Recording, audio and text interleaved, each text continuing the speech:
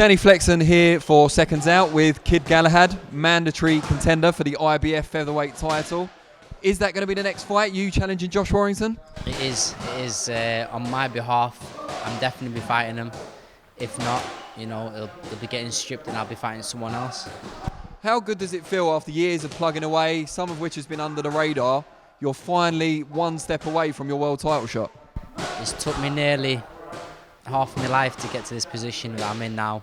So, you know, I'm not going to let it, you know, slide. I'm going to have to do whatever I've got to do to make sure I win that fight. I've trained all my life, you know, to win a world title and to maintain it.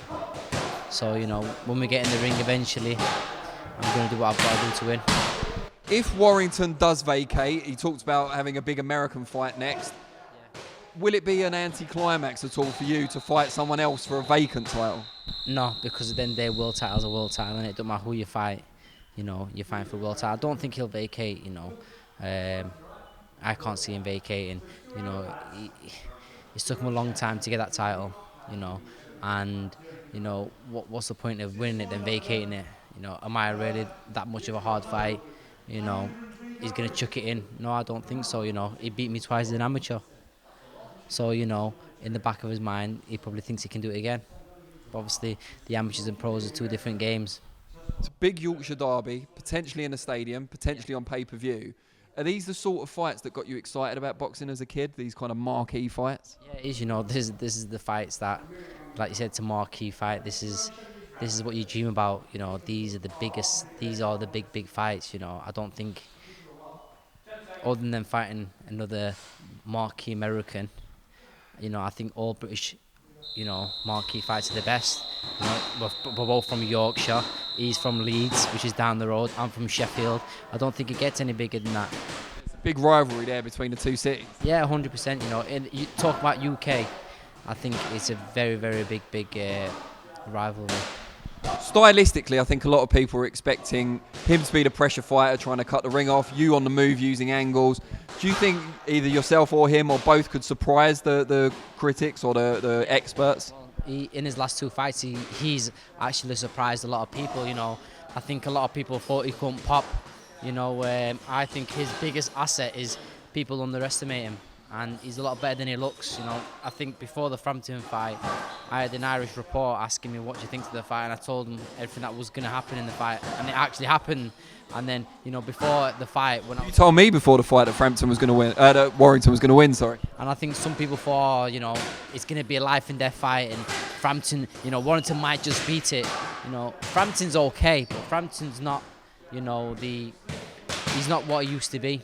And, you know, he perfect timing, and he got him. You know, when Warrington's fighting me, he's fighting a fresh 29-year-old in his prime. You know, he's not fighting someone who's struggling to make 126, and he's not fighting someone who's making, you know, a washed up, you know, a 150. You know. He's probably going to go into the fight with you as the favourite with the bookmakers. Do you think that will affect him in a negative way, in that he's drawn something from being the underdog so much in the past? No, I think when he boxed, for instance, when he boxed Lee Selby, I think everyone expected to get smashed. And I think someone was asking me, and I said, you know what, it'd be a close fight. I says, then most people think it will, because stylistic-wise, you know, he's good. And when he got in the fight, I think a lot of people thought, because he was doing a lot better than they expected, he was winning the rounds. And he actually wasn't. The fight was a lot closer, because one of the judges, I think, you know, one of the judges gave it to Lee Selby. But he did win the fight, and it was closer than people thought. It wasn't as one-sided as, you know, as people thought it was. What do you think will be the key factor in the fight between the two of you that will see you come out on top? The key mentality. I think, you know, mentally, I'm on a different level to him. You know, I think, you know, he's got two little daughters now. You know, he's opening a restaurant or something like that. You know, and another thing, like you said earlier on, you know, because he's not the underdog, it's another different thing. And you know, we've already boxed each other twice before that, and you know, we know each other kind of, you know, we know each other's kind of styles a bit. And the thing is, you know, Tyson Fury boxed, what's his name, David Price in the amateurs, and I think he might have beaten twice. James DeGale, when he boxed a guy called Darren Sutherland, we used to have a kid called Darren Sutherland. Darren Sutherland beat James DeGale twice. Did you know that? More than that. I think it's like 4-2 overall. It might have been. I think it was twice when he was in our gym. Yeah. But when it mattered, what happened? Yeah, the Olympics. Yeah. When it mattered, he got beat. And when it matters, people go to a different occasion. They raise the game, don't they? All being well, where would you like the fight to happen, and when? Where and when? As soon as possible, really. Where I don't really care. It could be in his dad's front living room. Don't really bother to me.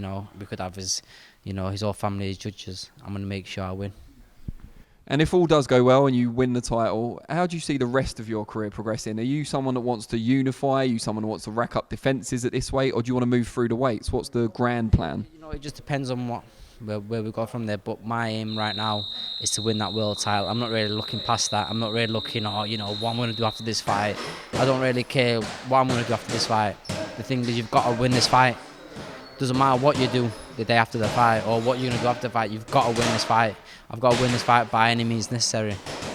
Brilliant. Well, we really appreciate your time, and I hope the fight comes together.